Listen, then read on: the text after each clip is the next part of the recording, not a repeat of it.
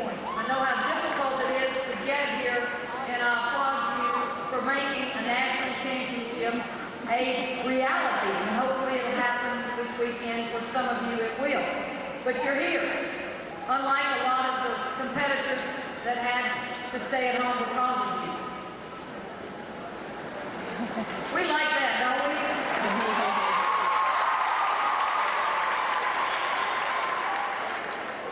I think it's important for you to know, because of the size, the fact that you have 160 plus teams participating here, that obviously the AAU Executive Committee and all their officials, as well as the National Sports Council, did a great job of hosting this event, and I think you'll see that in action in the next few days. So let's give them a big hand.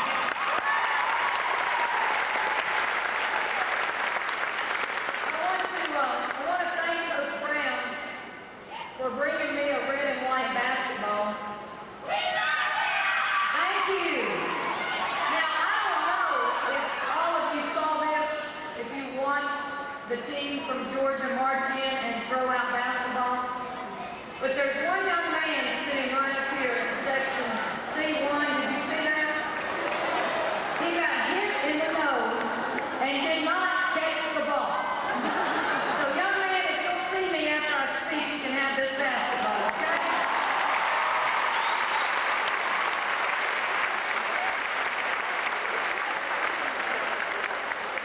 I know you don't want a long speech, and I don't intend to give you one, but I do want to share with you some feelings and emotions I have about the game of basketball.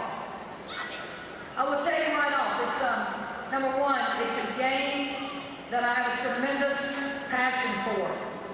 And when I tell people that I love this game, it's easy to talk about something that you love. It's easy to work with young people that love this game. And as I tried to put together my thoughts on why is this game so special, and as Mark said, you know, there's over 23,000 people at the women's Final Four. Next year's Final Four is already a sellout. I never anticipated this size audience. So why is this all so special? I know all of you have heard of David Letterman, and he does his top 10 reasons, and you're thinking, Coach, don't take that long.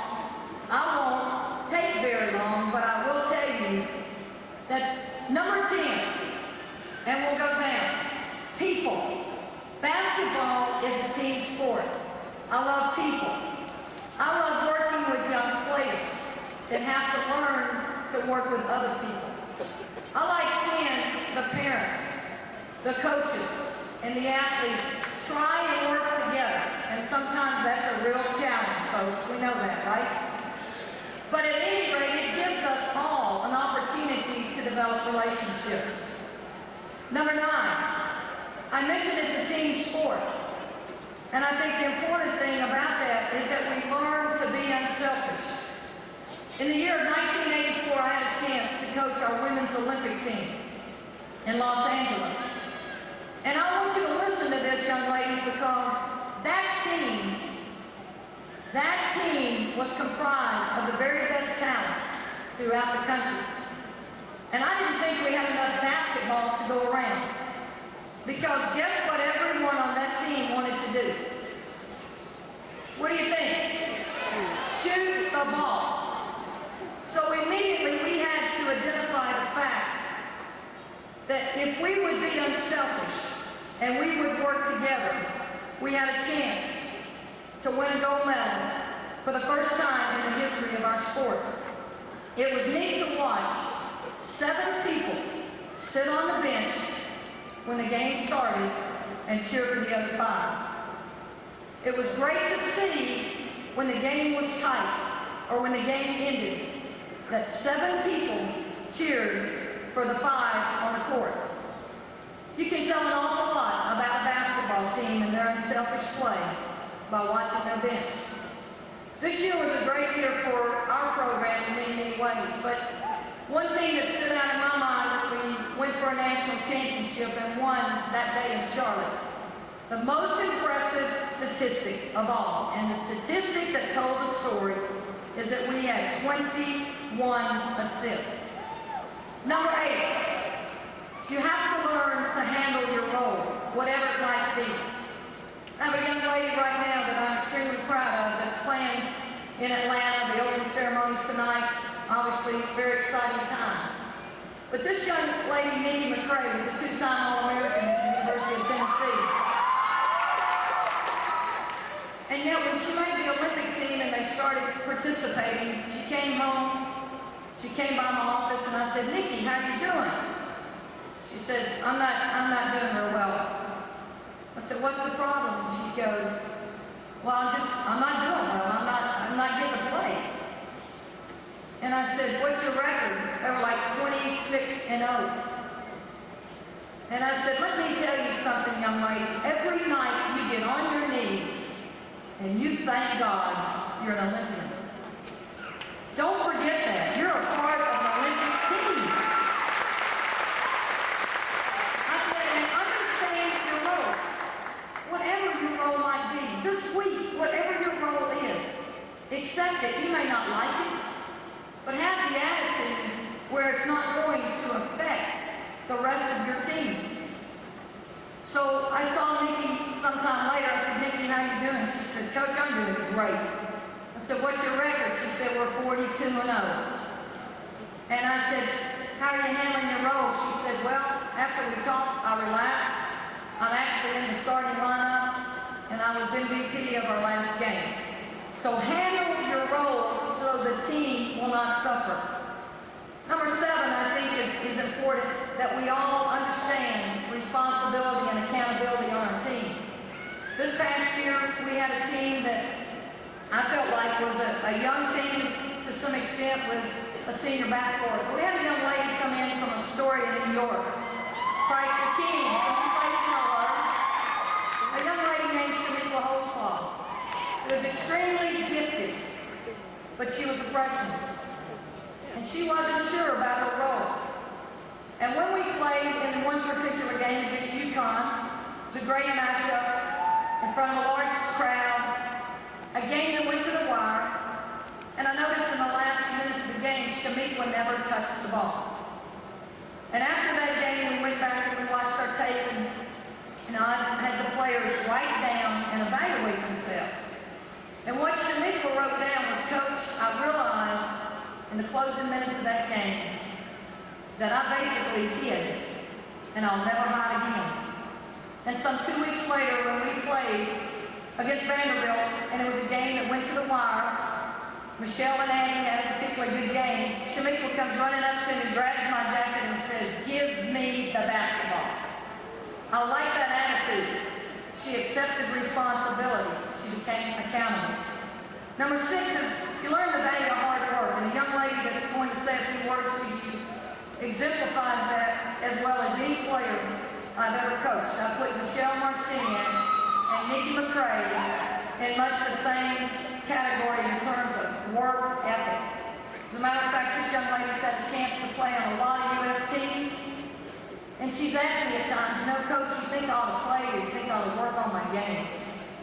Not many players would I say, stay home, get in the gym, and work. But in the off-season, she worked on her weaknesses. And now you can tell that it's paid off for her and her career. Number 5, you learn to communicate. This is what's really neat. How many of you are good listeners? I know you all talk, I've heard you, right? But how many of you listen? I told Michelle, I said, it's amazing how many people want to talk all the time. Why do you think God gave you 2 ears and 1 mouth?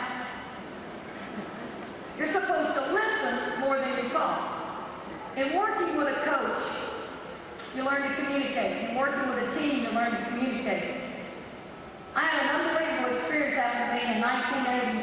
I had a team playing Old Dominion in a national championship or in an actual Final Four in the semifinal game. And at the end of that game, we have a 1-point lead with 11 seconds to go. Now, you picture this. 1-point lead, 11 seconds to go. I call my last time out. The team comes over to the bench. Now, how long is the timeout? 60 seconds. Now, depending on how you approach the bench, it's amazing watching teams. They either run over, jog over, or walk over. Much depends on what happened last possession, right? We ran to the bench because we're trying to get into a national championship game. 5 people sit on the bench in an organized fashion. Our point guard always sits in the middle. Our 2 guard always sits next to our point guard. Our 5 player sits on the other side of our point guard. So we have a system. Now, by the time they sit down, and I go out and talk to my assistants, how much time do you have? 30 seconds. I'll buy that. 30 seconds to go out and execute 5 people doing what they're supposed to do. Well, I said, young ladies, we're going to run the stack play. Does everyone remember the stack play? Sure, Coach, we got you. I know you coaches and parents, we sometimes they go, we're clueless. We don't have a clue. But we've gone over the stack play for the last 4 weeks in practice. I said our first, second, and fourth option goes to Pat Hatmaker. She was our quickest player. She was our best free throw shooter and our best ball handler. I knew they'd probably foul. We'd take time off the clock. We'd win the game. Everyone understands, sure, Coach. They go out and they have another huddle. Is that all right with you, coaches? They go out and they have another huddle. I'm like, well, they're just trying to reassure themselves they're okay. So now, Mary Ostrowski, our All-American smart player, throws the ball in bounds. We're in our stack. Out comes Pat Hatmaker. She turns, runs to the other end, never looks at the ball. Up comes Susan Clowder, worst free throw shooter I've ever coached. Catches the ball. Slow. Fouled her in 2 seconds. She goes to the free throw line. Guess who she looks at? Me. How do you look back at the worst free throw shooter you've ever coached? You're talking about attitude, you talk communication, you talking body language. I said, Susan, you got it. You got it. Inside, I thought, I cannot believe what that happened. So what happens? She steps up there and she nails the first shot and looks right over at me. And my communication was, great job, one more. It's over. So she goes back to the free throw line and hits the next one. We inbound the ball. We go to the other end. Old Dominion makes a 40-footer at the buzzer before the 3-point shot play. I like that because we don't shoot threes very well, Tennessee, anyway. So we win the game, and we're ready to move into a national championship the next day, and I'm not a happy coach. And I go to the locker room, and in comes the team, and up comes Mary, and she goes, Coach. She said, I got to tell you something. I said, someone does. She goes, after our huddle, we had another huddle. I go, I saw it. And she said, and Pat Hatmaker said, I don't want the ball. I said, then you made a great decision. Can you imagine me as a head coach not knowing who wants the ball? From that day forward, communication became key. Not only with me, but with my assistants and with our program. Number 4, you have to learn to compete, and if you don't mind losing, you have a problem. You gotta want to win. Why do you keep scoring? You keep scoring because it matters.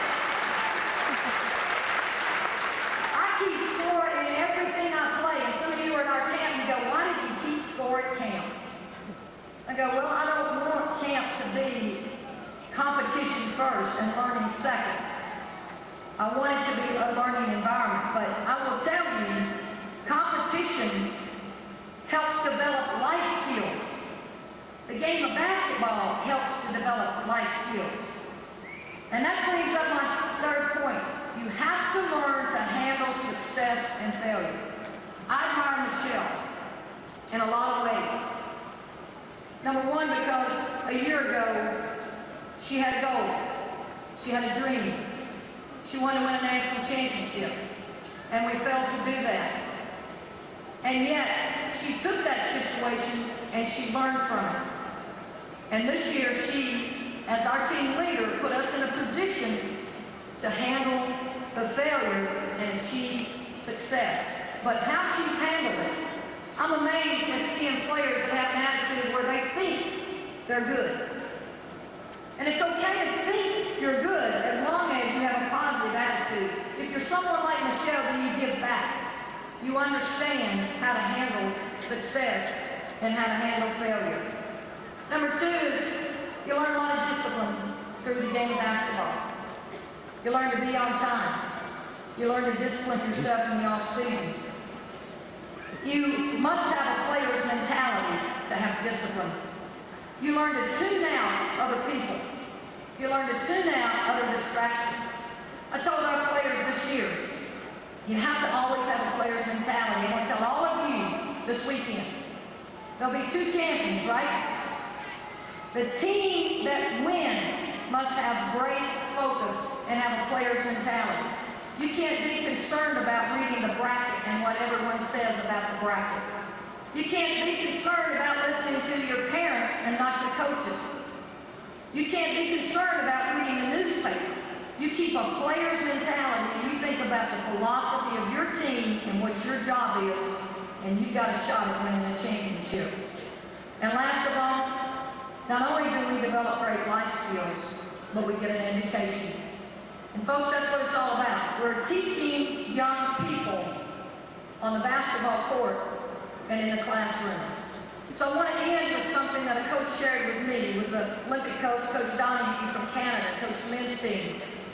And when he shared this with me, he said, Pat, you can teach all you want, you can preach all you want, but in the end, parents, fans, coaches, it's up to the individual. It's up to the student athlete.